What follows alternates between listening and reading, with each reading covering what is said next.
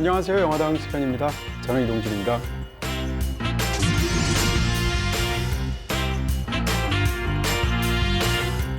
안녕하십니까. 5초당 김주현입니다.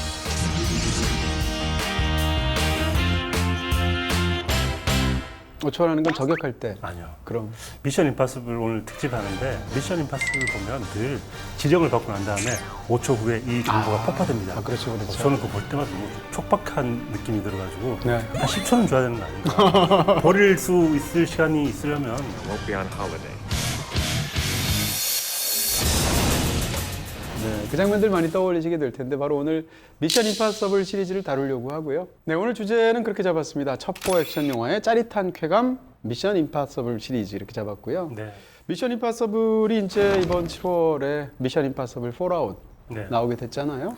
거기에 우리 또 맞췄습니다. 옛날 사람들은 폴아웃 이런 거 싫어하거든요. 네. 1, 2, 3, 4, 5, 6죠. 여섯 번째 그렇죠. 미션 임파서블이죠. 근데 이제 이 시리즈가 3편까지는 숫자가 들어갔는데 4편부터는 이제 시리즈가 장기화되면 무슨 미션 임파서블 23 이러면 재미없잖아요. 그러니까 부제를 계속 바꾸는 식으로 해서 4편부터는 숫자를 넣고 있지 않죠. 네. 어쨌건 말씀하신 대로 6번째 시리즈, 장기 시리즈죠. 1996년도에 1편이 처음 나왔으니까 대략 거의 올림픽하고 비슷해요. 4년에 한 번씩 대략 나오게 되고 지금까지 모두 6편이 나온 어떻게 보면 007 시리즈를 빼면 첩보 액션 장르의 가장 최장기 시리즈가 됐습니다.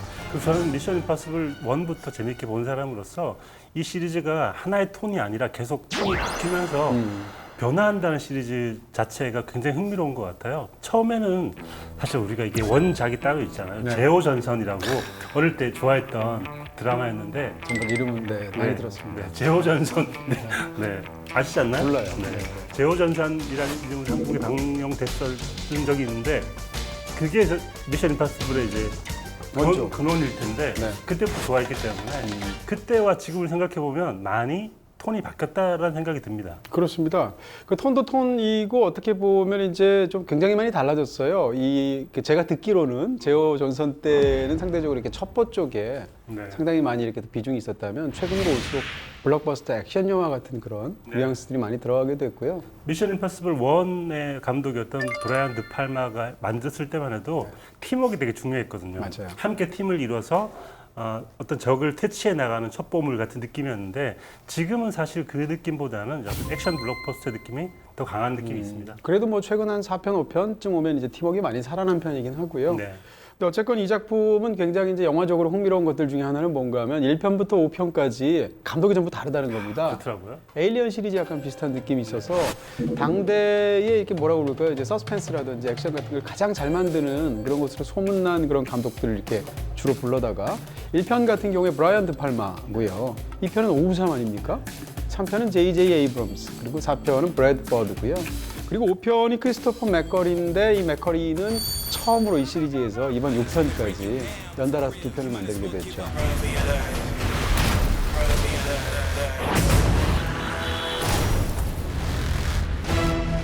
Showtime.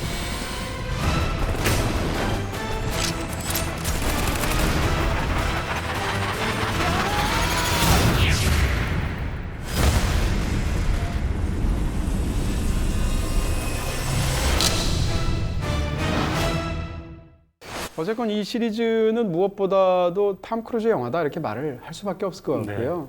탐 크루즈라는 배우가 할리우드 영화에서 이제 주연급으로 올라선 게 80년대 중반인데 지금 벌써 30년이 훨씬 넘었지 않습니까? 그렇죠. 탑건 보던 그 시절이 네.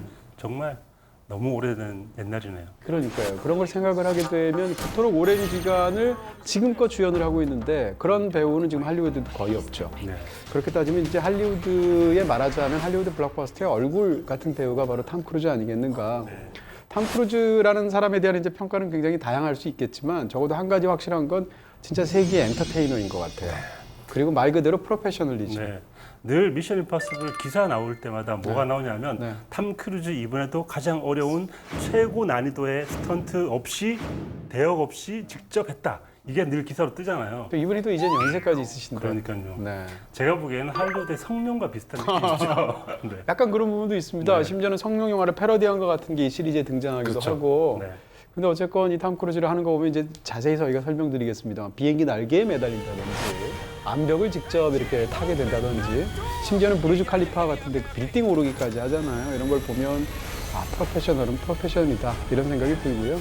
미션 임파서블 1부터 지금까지 시그니처 장면들이 몇 개 있는데 맞아요. 제가 보기에는 매달리기, 그러니까 링에 매달려 그 로프에 매달려가지고 간당간당하게 버티는 장면들이 거의 매번 나오고요. 나오죠. 그리고 1편부터 지금까지 계속 얼굴 바꾸기 약간 트릭 같은 게 계속 마스크. 나오죠. 네. 그리고 음악 역시 1편부터 지금까지 지속된 테마 같은 게 있는 거죠. 해주세요. 빰빰빰빰 따라란 이렇게 하셔야죠. 네. 네. 자, 이 음악도 그렇습니다. 이거 뭐라고 말하자면 이 시리즈 말하자면 그냥 거의 시그니처 같은 그런 부분들이 있고 거기다가 이제 이 음악과 탐 크루즈와 그다음 몇 가지 그런 클리셰 같은 어떤 이 장르 특유의 어떤 그런 모티브들이 들어가게 되면 미션 임파서블 하면서 모든 사람들이 그 어떤 그 부분들을 떠올리게 되는 그 너무 유명한 할리우드 시리즈가 됐죠. 네, 이제는 정말 믿고 보는 것 같고요.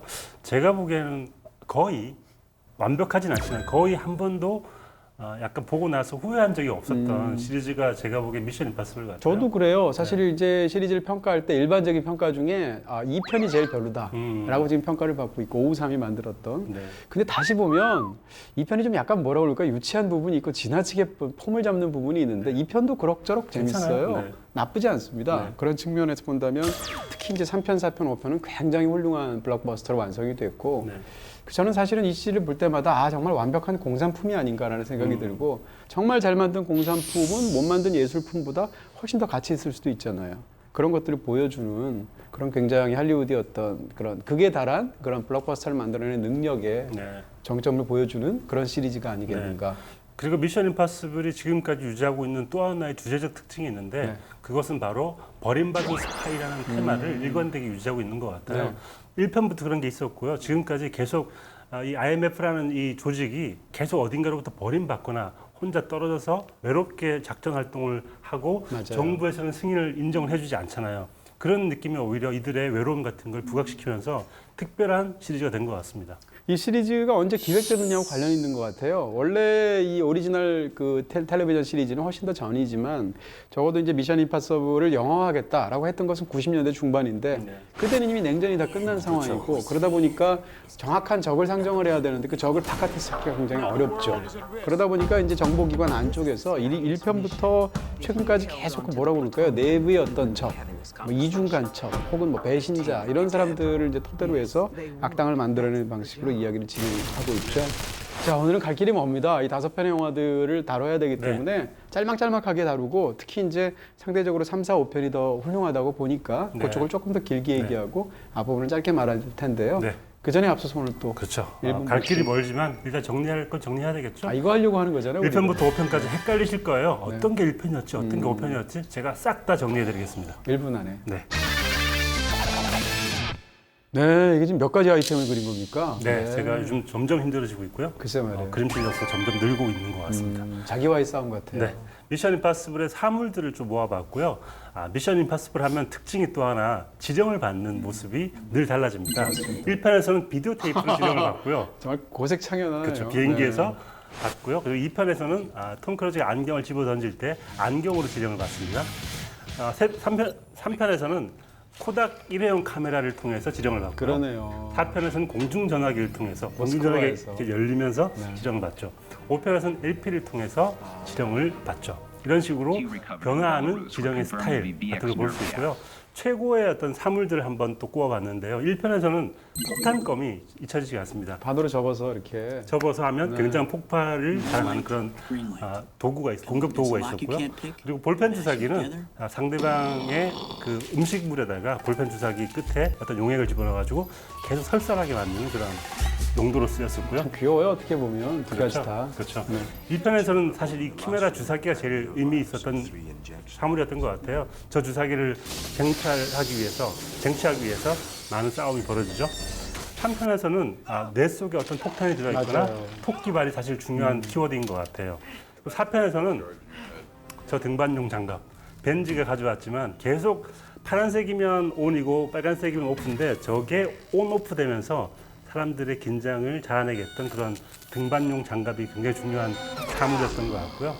5편은 사실 중요한 사물이라기보다 전체를 통틀어서 가장 중요한 하나의 아이템이 뭘까? 마스크라는 생각이 들거든요. 시리즈 전체에 다 나오긴 하지만 그렇죠. 5편에서 중요하게 나오고 계속 인물이 마스크를 통해서 다른 사람으로 변장을 하는 방법으로 트릭을 만들어내는데 굉장히 중요한 사물인 것 같아서 마스크를 꼽아봤습니다. 네. 이 중에서 영화에 등장하지 않는 사물이 딱 하나 있죠. 그게 뭘까요?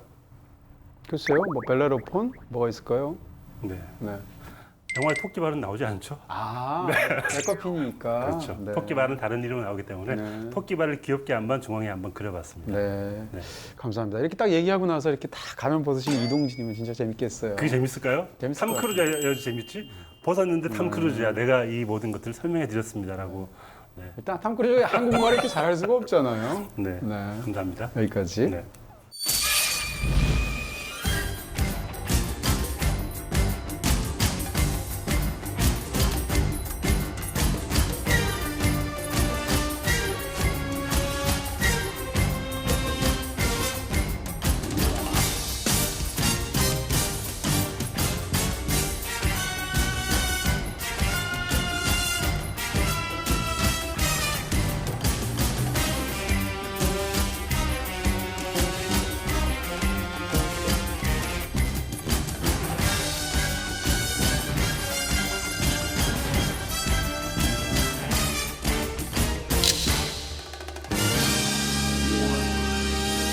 네, 먼저 다룰 영화는 1편입니다. 근데 그 당시만 해도 첫 번째 작품이니까 1이라는 숫자가 안 붙었고 네. 미션 임파서블 이게 제목이었었죠. 다시 봤는데요. 탐 크루즈가 정말 뽀송뽀송. 뽀송뽀송합니다. 이 사람은 정말 늙지 않는구나. 네. 어쩌면 할리우드 이동진이 아닌가라는 생각을 저는 하게 되거든요. 그때 저는 이제 기어다녔었어요. 네. 기저귀 막 그러니까 떼고. 늙지 않는다는 어떤 이유 때문에라도 네, 네. 그렇게 닉네임을 붙여주고 싶네요. 네. 네. 뭐 키가 작죠. 오늘 이렇게 자학을 하지? 네. 자, 이렇게 해서 탐 크루즈 얘기를 좀 하셨는데 뭐라고 그럴까요? 이게 탐 크루즈가 사실 이 시리즈의 사실상 가장 대표적인 사람이잖아요. 네. 모든 것을 대변하는 사람인데 제작자이기도 합니다. 근데 지금은 이제 탐 크루즈 같은 배우가 이렇게 제작하는 일이 탐 크루즈가 제작하는 일이 굉장히 흔한데 탐 크루즈가 직접 제작까지 맡은 최초의 영화가 바로 이 1편이었어요. 네. 그렇게 보면 이제 크루즈의 역사에서도 굉장히 중요한 작품일 거고 할 것 같고요. 이 작품에서 지금 보시는 지금 이 옆으로 펼쳐서 하는 그 장면이 완전히 시그니처처럼 돼서 저것이 이제 계속 2편, 3편, 4편마다 이렇게 변주가 되는 방식으로 네. 펼쳐지게 되죠. 그 장면 지금도 기억이 나는 게 극장에서 볼 때 정말 탐 크루즈는 땀을 안 흘리는구나. 네. 땀이 많이 흘릴 법도 한데 네. 딱 두 방울 흐르잖아요. 네. 저때 정말 두 손을 꼭 쥐고 봤던 기억이 나더라고요. 네, 프로페셔널이라서 그러지 않을까 뭐 그런 설정의 생각이 들고요. 미션 임파서블은 뭐 당대의 서스펜스 하면 가장 손꼽는 감독이었던 브라이언 드 팔마가 이제 갑자기 이 영화의 감독을 맡게 됐잖아요. 네. 1편을 지금 기준에서 본다면 특히 이제 우리가 최근에 본 건 4편, 5편이잖아요. 미션 임파서블 1편은 상대적으로 뭐라고 그럴까요? 첩보 액션 장르라고 했을 때 첩보 쪽에 방점이 놓여 있었구나 그렇죠. 라는 것을 알 수 있고요. 이것도 전편을 통틀어서 가장 어두운 시리즈예요. 그래서 약간 필름 누아르에 가장 가까운 그런 시리즈였다. 이렇게 말씀드릴 수도 있겠죠. 그리고 유머가 거의 없고요. 네. 이 팀이 함께 같이 이야기를 나누는 장면에서도 유머랄 게 거의 없습니다. 그래서 굉장히 어두운 영화 시리즈 중에 하나이고 그리고 약간 고색 상연하다라는 생각이 들 정도로 이 영화의 전개나 스타일 자체가 정말 고전 같은 느낌이 지금은 있습니다. 그렇습니다. 그리고 당시로서는 이제 약간 좀 첨단적인 설정, 대표적으로 뭐 이메일을 보낸다든지 이렇게 나오는데 지금 기준으로 보면 진짜 이런 것은 이제 과학기술의 발달은 너무 빠르니까 극중에 등장하는 이메일이나 인터넷은 굉장히 초보적인 수준이겠죠. You've never seen me very upset. 근데 이제 그게 당시로서도 1편이 어떤 느낌이었냐면 복고적이었습니다. 그러니까 극중에 등장하는 어떤 이런 첨단 장비들이나 이런 것들은 그런 느낌이 있었지만 당시 느낌에서도 96년도에 이 작품이 나왔을 때 약간 그 어떤 뭐라고 그럴까요? 할리우드가 가장 잘하는 어떤 부분들의 고전적이면서도 복고적인 기운을 갖고 와서 만든 블록버스터였었거든요. 그런 면에서 이 작품이 갖고 있는 어떤 기본기 같은 것들이 있는 거죠. 네, 저는 이 아까 말씀하셨던 첩보와 액션 중에 첩보에 가깝다는 생각이 들고요. 네.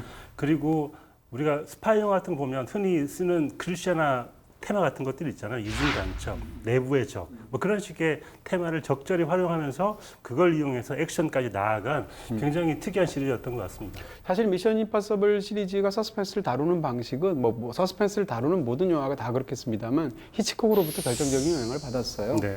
예를 들어서 이제 오명 같은 서스펜스의 교과서 같은 그런 히치콕의 작품들이 2편이라든지 뭐 4편이라든지 이런 데도 굉장히 큰 영향을 미치기도 했었고, 기본적으로 이 미션 임파서블에서 이 스파이가 처하는 상황이 히치콕의 주인공이 처하는 상황하고 전형적으로 같습니다. 그러니까 자신이 뭐 배신자라든지 혹은 범인으로 오인을 받는 상황에서 쫓기고 있고요. 그럼 쫓기는 상황에서 실제로 범인을 잡거나 실제로 문제를 해결해야 되는 이중 과제를 같이 안고 있는 그런 주인공들이 나오게 되는데, 이런 것들은 어떻게 보면 이제 히치콕의 주인공들이 들어가는 상황이라고 말씀드릴 수 있고요. 그것을 이제 첩보 액션 시리즈의 전형적인 상황 속에서 굉장히 멋지게 변주하고 있는 거죠. 네. 사실 현대의 모든 스파이 영화는 히치콕에 비쳤다고 볼 수 있고요. 본 시리즈든지 미션 임파서블이든지 예전에 적들이 명확한 상태에서는 막 싸우면 되지만 지금은 이중구에 시달릴 수밖에 없는, 적들이 누구인지를 파악하면서 자기도 지켜야 하는 그런 이중구에 시달리는 스파이들이 많죠. 네, 그런 부분에서 뭐 보복서로 진로를 돌려라라든지 뭐 오명이라든지 이런 작품들이 떠오르게 되는 건데요. 어쨌건 저는 미션 임파서블 처음에 이 작품이 이제 가장 이 작품에서 훌륭한 건 저는 오프닝 같아요. 오프닝 장면이 굉장히 고전적이기도 하면서 네. 또 이 영화 고유의 어떤 팀플레이를 굉장히 잘 보여주는데, 처음에 이들은 동유럽에 있는 대사관에서 벌어지는 파티에서 어떤 그 비밀이 담겨 있는 파일을 수거하는 그런 작전을 펼치게 되는데, 알고 보니까 그것 자체가 작전 자체가 그 내부의 스파이를 잡아내기 위한 그런 어떤 비밀이 담겨 있었던 거잖아요. 네. 저는 연극적이더라고요. 그 연극의 세트를 만들어 가지고 상대방을 속인다는 설정으로 돼 있잖아요. 그래서 그들이 이제 실제 얼굴을 드러낼 때 마치 연극 세트를 움직이듯이 다들 하나씩 들고 움직이고 연극 배우들처럼 상대방을 속이고 이런 방식이 사실은 그때는 되게 전통적인 방식으로 했다가 지금은 굉장한 첨단 무기나 첨단 시스템을 가지고 상대방을 속이는 걸로 바뀌었죠. 네, 그런 느낌이 확실히 들고요. 근데 이제 미션 임파서블 1편을 지금 기준으로 본다면 상대적으로 이렇게 첩보, 다시 말해서 미스터리에 집중을 해서 누가 배신자냐, 누가 진짜 악당이냐, 비밀은 무엇인가, 여기에 집중하는 바람에 상대적으로 뭐라고 그럴까, 이렇게 액션 같은 부분에서 굉장히 약한 부분들이 있고요. 그렇죠. 영화 핵심적인 모티브가 갖고 있는 어떤 그런 그 미스터리를 밝혀내는데 시간을 너무 많이 쓰는 거예요. 그래서 예를 들면 복잡한 복선이라든지 뭐 반전이라든지 이런 거에 지나치게 치중한 느낌이 있어서 저는 좀 약간 영화 전체가 좀 늘어지는 느낌이 있고요. 볼거리도 좀 많이 떨어지는 느낌이 있고, 무엇보다도 탐 크루즈 외에 다른 배우들을 굉장히 이렇게 좀 제대로 쓰지 못하고 그러는 것 같아요. 예를 들어서 뭐 에마누엘 베알이라든지 그렇죠. 장 르노라든지 특히 이제 이런 프랑스 배우들, 유럽 배우들을 쓰는 방식들을 보게 되면 굉장히 도구적으로 쓰고 버리는 것 같은 그런 느낌들이 있죠. 네. I won't be on holiday.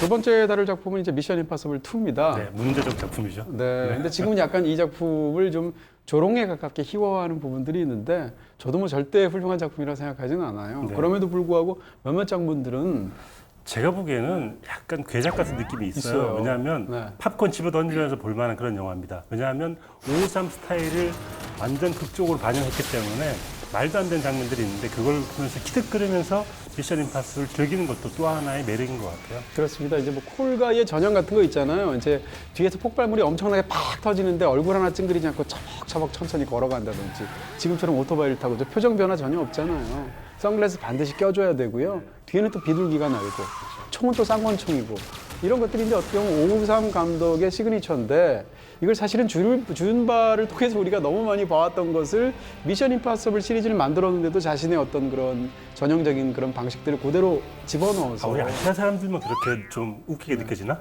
아닙니다. 왜냐하면 그 당시에도 그런 평들이 있었어요. 553 감독이 이 영화를 이제 할리우드에 최초로 만든 작품이 아니고 앞에 또 그렇죠. 하드 타겟이 있었고, 페이스 오프도 있죠. 네, 페이스 오프, 브로큰 에로가 다 있었기 때문에 그 앞에 작품들에서도 비둘기 날고 쌍권총 쏘지 않습니까? 그러다 보니까 553 감독의 그런 트레이드 마크 같은 그런 방식을 지나치게 이 영화가 폼생폼사하니까 사실은 이 영화는 국제적으로 굉장히 큰 성공을 거뒀거든요. 네.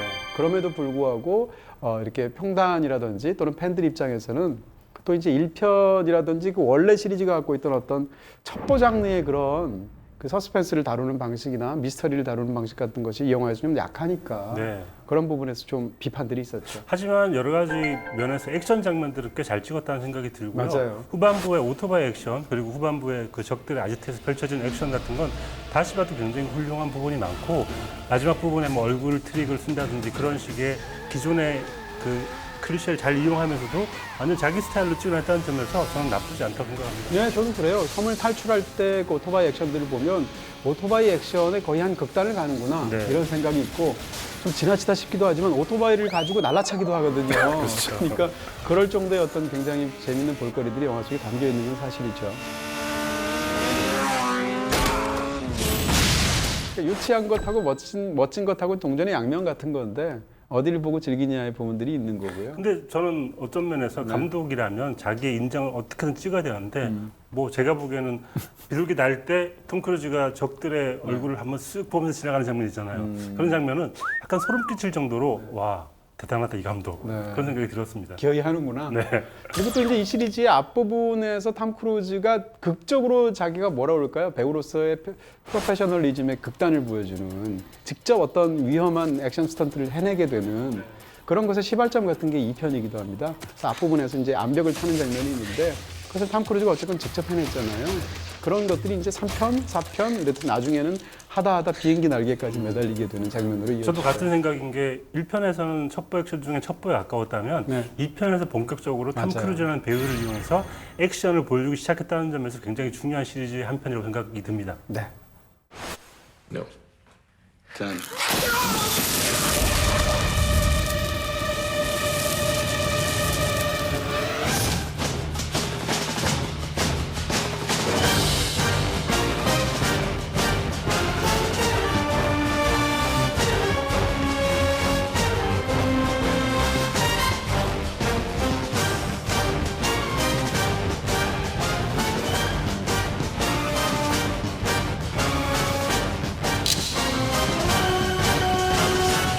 네, 이제 미션 임파서블 3인데 저는 사실 미션 임파서블 시리즈를 3편 나오기 전까지는 안 좋아했거든요. 아, 그래요? 네. 네. 1편도 별로였었고요, 솔직히 얘기하면. 2편도 아까 좀 편을 들어서 그렇지 그렇게까지 대단하다는 생각을 하지 않았죠. 근데 3편을 보면서 정말 깜짝 놀랐습니다. 네. 제가 보기에는 이동진 씨가 좋아하는 필립 시모 호프만이 나왔기 때문에 워낙 좋아하시잖아요. 뭐 그런 부분도 있겠지만 그것만은 아니지만 그것도 약간 있는데 이 시리즈가 사실 좀 악당이 약하거든요. 그렇죠. 전반적으로 그런 부분이 있는데 시리즈 전체를 통틀어서 가장 훌륭한 악당이 3편에 나옵니다. 네. 필립 시모 호프먼인데 필립 시모 호프먼이 연기력을 워낙 탄탄하게 갖고 있는 사람이라서 일단 목소리부터 네. 제대로 악역이에요. 그렇죠. 저 잊혀지지 않는 대사가 필립 시모 호프만이 어떤 대사를 했냐면 적을 대하는 태도가 인격을 보여준다라고 톰 크루즈한테 얘기를 해요. 근데 그게 어쩌면 이 시리즈의 핵심인 것 같아요. 네. 상대 적을 어떻게 다루는지가 사실 이 시리즈의 품격을 보여주는 것 같은데 3편이야말로 가장 강력한 적을 가장 멋지게 보여준다는 점에서 이 시리즈에서 가장 돋보이는 점이라고 볼 수 있을 것 같습니다. 네, 이 3편을 만든 사람이 바로 이제 J.J. 에이브럼스인데 보통 한국에서는 쌍제이라고 하죠. 네. 근데 J.J. 에이브럼스가 이 당시에 물론 미드 로스트 시리즈로 굉장히 큰 각광을 받긴 했지만 이게 최초의 장편 영화입니다. 네. 그러니까 장편 영화 데뷔작을 이렇게 굉장히 멋지게 만들어내고 지금은 이제 굉장한 거물이 됐잖아요. 그런 어떤 J.J. 에이브럼스의 이런 블록버스터 어떻게 보면 완벽한 공산품을 만들어내는 뛰어난 그런 재능을 보여주었던 작품이 아닐까. 할리우드에서 워낙 이분이 떡밥으로 유명하시잖아요. 근데 떡밥의 제왕이죠. 네, 이 영화 자체에서 보여주는 게 일단 영화 시작하면 다짜고짜 비행기에서 신문 장면이 나와요. 그러니까요. 이게 무슨 얘기지? 네. 나중에 그 장면이 다시 나옵니다. 그런 방식으로 처음에 떡밥을 날려놓고 이 시리즈가 얼마나 재미있을지, 이 영화가 얼마나 재미있을지를 한번 보여준 다음에 본격적인 이야기를 한다는 점에서 자기만의 스타일을 플롯으로 보여주고 있는 것 같습니다. 블록버스터 시리즈들이 일단 첫 장면부터 관객을 사로잡아야 된다는 강박이 있죠. 근데 그것을 가장 잘 수행하는 사람이 J.J. 에이브럼스고 이 영화뿐만 아니라 뭐 스타트렉 시리즈도 그런데 말씀하신 대로 첫 장면을 딱 보면 이야기에 정말 절정에서 딱 시작을 해서 주인공의 머리에는 이제 폭탄이 있고 아내를 죽인다고 권총으로 위협을 하고 있고 그래서 카운트를 10번을 세고 있는데 어떤 식으로든 그것을 막아보기 위해서 에단 헌트라는 주인공이 막 사력을 다하는데 기어이 10까지 세게 되고 결정적인 순간에 화면이 딱 끝나죠. No. No. 10.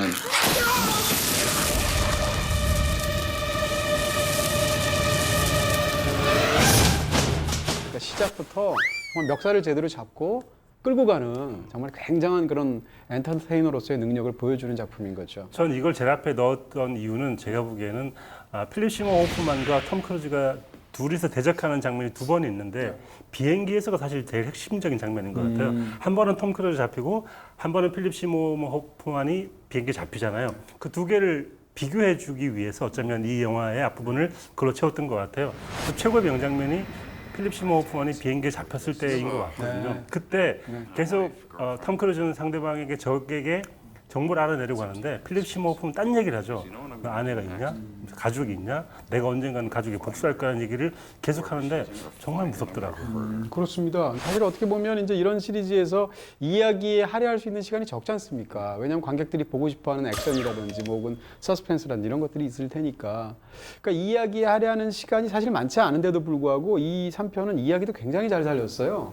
그래서 이 작은 상황 속에서 액션이 계속 펼쳐지는데 액션이 펼쳐질 때 액션을 가장 재밌게 보게 하기 위해서는 액션의 설정을 관객들에게 정보로 납득을 시켜야 되잖아요. 납득을 시킬 때조차도 그냥 그것을 쭉 늘어놓으면 관객 입장에서 지루하거든요. 근데 그걸 드라마랑 섞는 거죠. 그렇게 해서 사실은 이 영화 속에 등장하는 예를 들면 악당과 주인공의 어떤 심리전이라든지 혹은 주인공이 이제 막 결혼하고 있는 상황이잖아요. 그래서 아내와의 관계라든지 혹은 자기가 예전에 가르쳤던 일종의 사제지간이라고 하는 린지라는 사람과의 관계라든지 혹은 이제 극중에 등장하는 또 다른 동료와의 어떤 우정이라든지 이런 것들을 이런 다양한 인간관계들을 다 코멘트하면서 함께 끌고 가는 그런 굉장히 경제적이면서도 잉여가 전혀 없는 그런 뛰어난 블록버스터를 만들게 된 거죠. 드라마뿐 아니라 액션 명장면도 정말 많은데요. 사실 팀이 함께 첩보를 한다는 점에서 톰 크루즈가 필립 시모 호프만을 가장하는 장면 있잖아요. 그 화장실 장면. 그 장면은 정말 손에 땀을 쥐게 하는 명장면이고요. Quiet. Alpha, you're about to have a visitor. Finish. The way to escape my glue. Sir? 톰 크루즈가 정말 56층의 높이로 뛰어내리는 액션의 명장면도 있고 여러 가지 측면에서 볼거리가 정말 많았던 장면이 많기도 하죠. 그렇죠. 뭐 가장 유명한 장면은 그 캘리포니아에 있는 풍력 발전소 사이를 이렇게 헬기 두 헬기로, 대가 네. 추적을 하게 되는데 중간에 계속 미사일은 날아오죠. 그 다음에 이제 자기 동료들이나 아내가 큰 위협을 받게 되는 그런 상황이 되게 되죠. 그리고 또 심지어는 이 풍력 발전소의 그 뭐라 그럴까 발전기 돌아가는 퉁퉁퉁퉁 하는 소리조차도 굉장한 사운드로서의 어떤 그런 강력한 긴장감을 주게 되고요. 이 시리즈가 원래 세계 곳곳을 누비게 되는데 그런 로케이션들도 굉장히 잘 잡은 그런 작품이기도 하고요.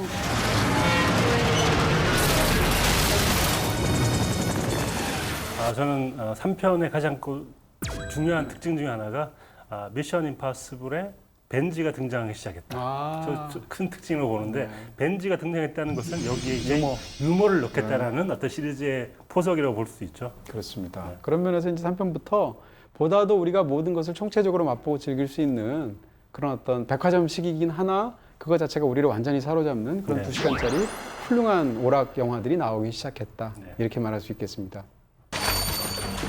Light the fuse.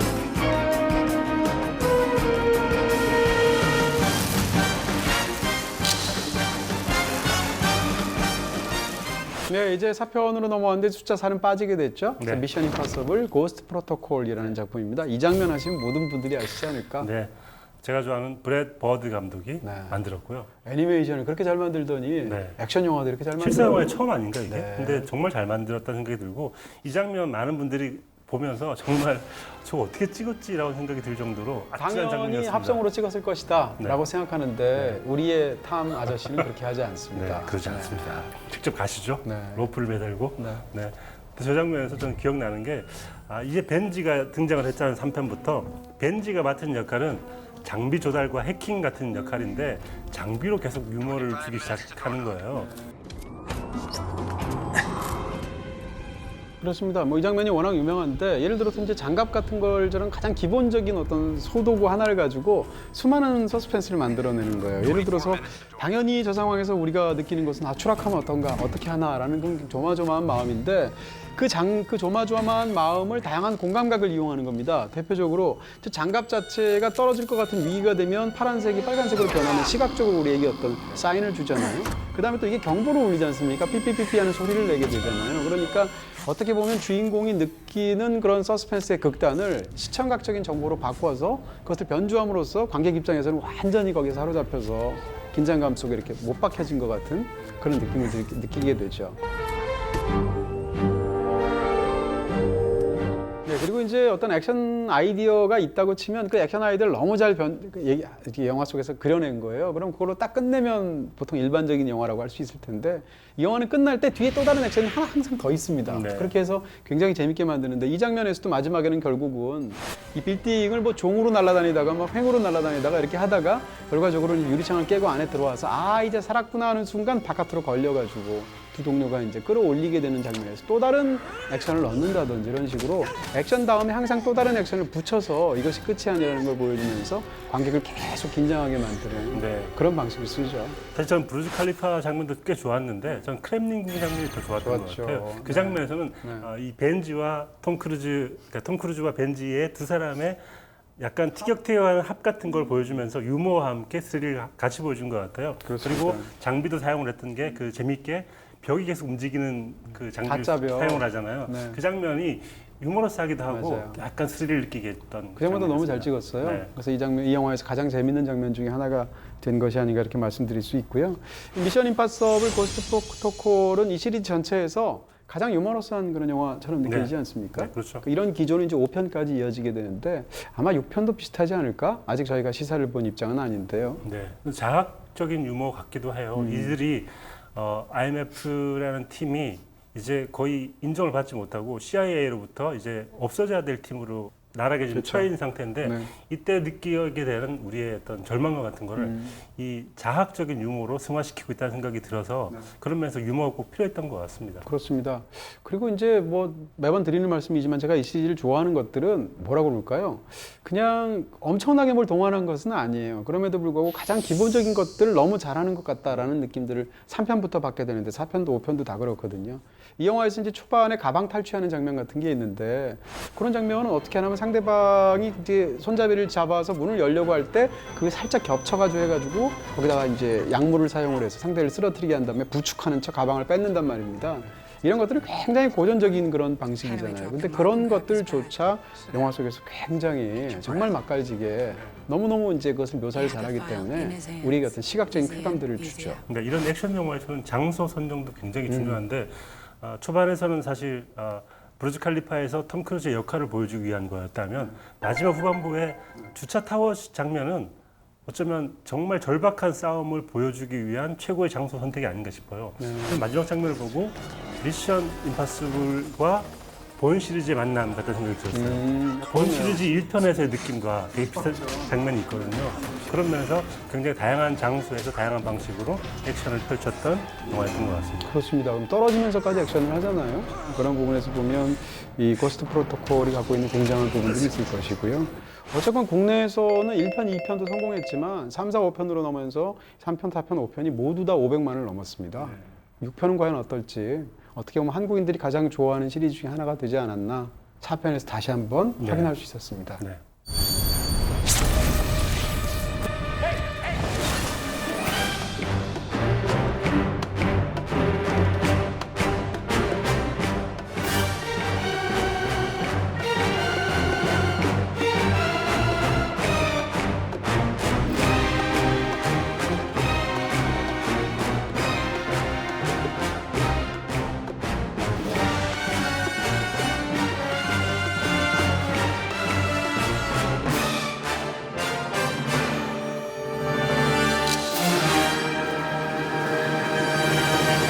네, 이번엔 5편에 해당하는 작품이죠. 미션 임파서블 로그 네이션입니다. 4편과 5편 고스트 프로토콜과 로그네이션 연결돼 있다는 느낌이 확실히 드는 게 4편 끝날 때쯤에 신디케이트라는 조직의 이름이 잠깐 나왔다가 사라지죠. 그 다음부터 5편에서는 본격적으로 신디케이트라는 조직이 IMF를 쳐부수기 위한 그런 두 집단의 대결을 다루고 있습니다. 네, 이 로그 네이션이 시리즈 전체에서 가장 도드라지는 개성이 있다면 원작 그 미드 시리즈가 있지 않습니까? 네. 텔레비전 시리즈에서 보여줬던 것은 사실은 물론 당연히 에단 헌트가 주인공이지만 이 팀 플레이가 굉장히 중요했는데 그렇죠. 네. 상대적으로 이 시리즈는 넘어오면서 탐 크루즈라는 스타가 워낙 그 강력한 존재이기니까 상대적으로 비중이 너무 크잖아요. 네. 근데 이게 5편에 오게 돼서 이 5명의 팀 플레이가 상대적으로 이 5편의 영화들 중에서 가장 잘 그 서로 손발이 맞는 장면들을 보여줘서 네. 그런 것을 보는 쾌감이 컸던 시리즈입니다. 그리고 또 하나 재밌는 게 일단 4편이 끝나고 나서 이들이 다 흩어지게 돼 있죠. 흩어진 다음에 흩어져 있던 팀원들이 하나씩 모여가지고 마지막에 그 모인 팀이 어떤 악당을 해결한다는 측면에서 시리즈의 재미 같은 것들을 가장 잘 살린 그런 또 영화였던 것 같습니다. 네, 말씀은 드릴 수 없지만 마지막에 이제 결국 문제를 해결할 때 악당은 하나고 이쪽은 팀이지 않습니까? 그것을 어떤 이제 좁은 공간에 가둬서 해결을 하게 되는데 이 장면은 사실은 에단 헌트가 작전을 LP로 받았을 때 그 장면을 사실은 공간적으로 변주한 부분이 있어요. 그렇죠. 그래서 공간적으로 반대로 만들어가지고 복수한 것 같은 느낌이 있는데 이런 상황을 사자성어로 사면초가라고 하죠. 내면에 내면에 IMF가 있는 네. 그런 상황을 보여주고 있죠. 네, 더 말씀드리면 안 되죠. 안 될 것 네. 같고요. 굉장히 재미있는 재치 있는 어떻게 보면 액션 블록버스터의 클라이맥스로서는 좀 액션이 약한 거 아니야? 이렇게 생각할 수도 있지만 이 시리즈 이 5편에 와서 로그네이션의 가장 강력한 장점은 뭔가 하면 아까도 말씀드렸지만 팀 플레이에 관한 거. 또 한 가지는 이 시리즈가 첩보 액션이라고 할 때 그동안은 첩보에서 액션 쪽으로 부담 없이 계속 이렇게 흘러왔단 말입니다. 근데 이것을 다시 최초의 1편이 갖고 있었던 첩보 장르의 특성을 다시 최대한 많이 살리고 그러면서도 이제 액션 블록버스터의 외양은 그대로 갖추고 그런 어떤 양자 사이의 균형이 좋은 작품이거든요. 네. 그렇게 이해하시면 되지 않을까 싶습니다. 저는 그 플롯이나 스타일이 바뀌게 되는데 가장 큰 이유가 네. 레베카 퍼거슨이라는 배우의 등장 때문이 아닌가 싶어요. 시리즈 전체를 통틀어서 가장 멋있는 여성 주인공. 그렇죠. 근데 멋있기도 하고 미국의 IMF가 있다면 영국의 첩보원인 이 레베카 퍼거슨이 어떤 방식으로 이 IMF가 엮이는지가 사실은 두 양극단의 스파이들이 같이 처해진 상황이 같다는 측면에서 함께 해결해 나간다는 점에서 굉장히 새로운 스타일의 단합을 보여주고 있는 것 같습니다. 네, 그 여성 그 스파이의 액션도 굉장히 훌륭하고 매력도 굉장해서 어떻게 보면 레베카 퍼거슨을 보다 보면 그 전성기 시절에 저는 캐서린 제타 존스 같은 느낌도 약간 있고요. 그렇죠. 그러면서도 굉장히 인상적인 그런 캐릭터였고요. 또 다른 것은 또 하나 이 영화를 보면 이제 저절로 떠오르는 것이 카사블랑카일 수밖에 없죠. 네. 일단 카사블랑카의 여주인공 이름이 극 중에서 일자인데 여기 일자라는 사람이 나오게 되고 그 다음에 이제 후반부에서 주인공인 에단과 일자 사이에서 벌어지는 어떤 감정적인 부분들 같은 것을 종반부를 보다 보면 카사블랑카 후반부하고 굉장히 비슷한 부분이 있어요. 실제로 카사블랑카에 가죠? 그러기도 하고 모로코의 카사블랑카가 나오기도 하고요. 그런 식으로 이제 드러내는 부분이 있고 그리고 또 심지어는 성룡의 프로젝트 A가 떠오르는 장면도 있죠. 그럼요. 기억나셨죠? 네. 저는 일단 그 무대 뒤에서 펼쳐진 액션 장면들은 대부분 성룡의 액션 장면에 오마주를 바치는 것 같은 느낌이 있어요. 왜냐하면 높이가 달라지거나 이게 구조물이 틀어지면서 생기는 액션 같은 것들을 성룡이 굉장히 잘하거든요. 네. 그 장면에 대한 오마주같이 느껴지기도 하더라고요. 이 봉 같은 데다가 이렇게 수갑을 이렇게 채우면 움직일 수가 없지 않습니까? 근데 이것을 어떻게 해결을 하느냐? 그 높은 봉을 타고 올라가서 이렇게 벗겨내서 탈출하는 장면이 있는데 그 장면은 사실은 성룡의 가장 유명한 액션 중에 하나잖아요. 프로젝트 A에 나왔던 그런 장면들 같은 것을 굉장히 흥미롭게 변주하는 부분이 아닐까 싶은 거죠.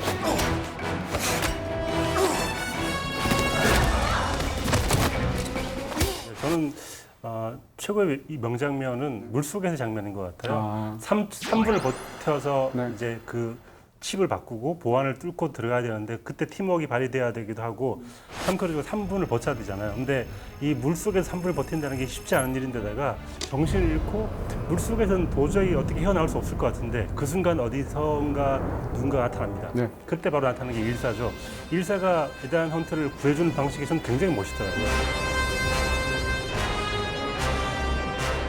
저는 굉장히 압도적으로 멋있는 장면이어가지고 그 장면이 기억이 나더라고요. 네, 일사 액션이 멋있는 게 많죠. 거구의 악당하고 싸울 때 올라타서 위에서 가격을 해서 해치우는 장면이라든지 이런 것들도 굉장히 멋진 그런 액션 장면이었고요. 이 영화는 액션을 중계를 너무 잘하는 것 같아요. 그 벌어지는 관계 상황 속에서 어떻게 누가 어디를 어떤 식으로 가격하거나 공격해서 상대를 쓰러뜨리거나 이기는가라는 것을 너무 잘 보여줘서 예를 들면 뭐 클로즈업 인서트 같은 것들을 굉장히 잘 쓰게 되는데 우리가 이제 초기에 그 트랜스포머 시리즈 같은 걸 보면 액션이 너무 화려하고 막 정신없고 막 거대한 규모로 펼쳐지는데 정확히 어떤 로봇이 어디를 어떻게 때려서 어떤 식으로 이기게 되는지를 우리가 알 수가 없거든요. 그런 것에 비하면 사실은 이 시리즈에서 보여주는 그런 액션 장면들은 액션을 전달하는 그 전달력이 굉장히 뛰어나서 그 영화를 만든 사람들이 의도한 쾌감을 고스란히 관객이 느낄 수 있는 그런 작품이라고 말할 수 있습니다. 그리고 저는 이 시리즈에서 저는 레베카 퍼거슨, 일사 파우스트가 가지고 있는 힘이 굉장하다는 생각이 드는데 일단 영국의 첩보원으로서 버림받은 첩보원이잖아요. 이 사람이 어떻게 살아남는지 굉장히 중요할 것 같고요. 네. 앞으로도. 그리고 아까 말씀해 주셨던 것처럼 그 오토바이를 타고 가다가 일사 때문에 이제 톰 크루즈가 넘어지고 일사가 오토바이를 타고 가는 장면이 있는데 그때 잠깐 보고 헬멧을 쓰고 갑니다.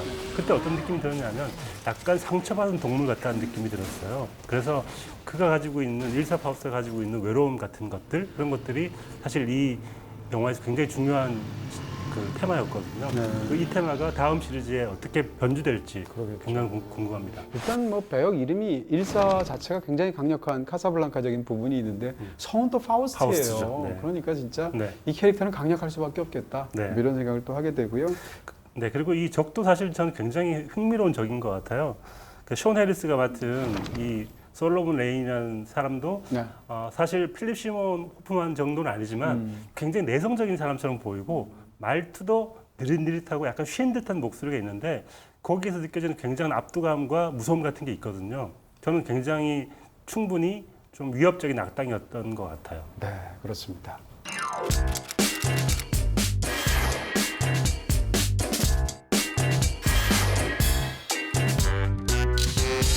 자, 이렇게 다섯 편을 저희가 오랜만에 네. 시리즈를 다 다루게 됐는데요. 주마간산식이긴 하지만. 이번에 다 다시 보느라고 좀 힘들었고요. 네. 근데 다시 봤는데 네. 다 재밌구나. 정말 이 시리즈는 정말 믿고 볼 만하다는 생각이 들었습니다. 그렇군요. 네. 그 중에서도 하나를 고르셔야 됩니다. 네. 네. 어려운데요. 네. 저는 브래드 버드 감독의 4편이 가장 좋았던 것 같고 네. 오락적인 측면에서 가장 뛰어났던 장면이 많았던 게 아닌가 싶어서 4편을 최고로 꼽고 싶고요. 네. 하지만 또 제가 분배를 해야 되니까 의미 있는 장면을 생각해 보면 앞으로 이어질 이 시리즈의 테마를 발견하는 장면이라고 생각할 수 있을 것 같은데요. 네. 5편에서 투란도트 공연이 펼쳐질 때 무대 뒤에서 펼쳐지는 액션들. 저는 그 장면을 최고로 꼽고 싶은 게 네. 말씀해 주신 것처럼 히치콕의 약간 느낌도 있지만 겹겹이 쌓여 있고 그리고 서로가 서로를 견제하고 누가 누굴 저격할지 모르는 이 혼란 같은 것들을 굉장히 잘 표현을 하고 있는 것 같고 거기에다가 성룡식의 액션까지 포함되어 있어가지고 굉장한 명장면이라고 생각이 듭니다. 아유, 굉장히 재밌는 고전적이면서 훌륭한 장면이었죠. 뭐 저도 사실 이제 뭐 1, 2편은 애초에 이렇게 논문을 치게 되고요. 너무 그런가 내가? 3편, 4편, 5편을 참 좋아하는데 그중에서 이제 3편, 4편을 참 좋아합니다. 네. 사실 일반적으로 이 미션 임파서블 시리즈에서 보통 일반적으로 최고작은 말씀하신 대로 고스트 프로토콜 이 4편을 얘기하시는 것 같아요. 근데 그게 영화가 워낙 뛰어나기도 한데 네. 그럼에도 불구하고 이 시리즈에 대한 인상을 완전히 바꾸기도 했고 보면서 정말 완전히 붙박힌 듯이 제가 보기도 했었던 저는 3편을 이제 최고작으로 꼽고 싶고요. 네. 최고의 장면은 저는 4편에서 꼽고 싶습니다. 네. 4편에서 아무리 생각해도 이 시리즈를 통틀어서 가장 인상적인 액션 장면 하나만 골라라.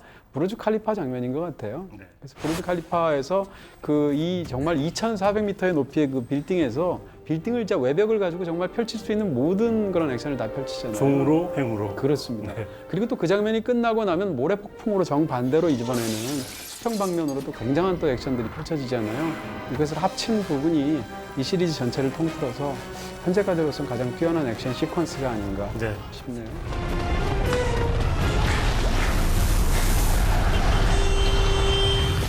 저는 1, 2, 3, 4, 5편 순서대로 보길 권해드리지만 바쁘신 분들은 네. 3, 4, 5편을 보시는 것도 굉장히 재밌는 관람의 연속이 될 것 같습니다. 그렇습니다. 특히 이제 이번 폴아웃 때문에 영화를 미리 챙겨보고 싶다 하면 사실은 4편, 5편만 보셔도 돼요.